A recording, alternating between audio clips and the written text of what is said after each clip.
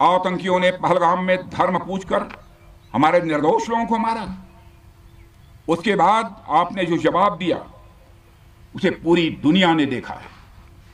उन्होंने यह नहीं सोचा कि आम नागरिकों ने उनका क्या बिगाड़ा है, उन्होंने ऐसा क्या किया है कि उन्हें मार दिया जाए। पर मैं यह कहना चाहूंगा, आतंकियों ने भारतीयों को धर्म पूछकर देखकर मारा, धर्म पूछकर मारा, तो हमने आतंकियों को उनका कर्म देखकर मारा है। उन्होंने धर्म देखकर बेगुनाहों की जान ली, यह पाकिस्तान का कर्म था। हमने कर्म देखकर उनका खात्मा किया, यह हमारा भारतीय धर्म है। एक रक्षा मंत्री के रूप में मुझे आप सबको बेहद नजदीक से वर्षों से जानने का और समझने का अवसर मिला है।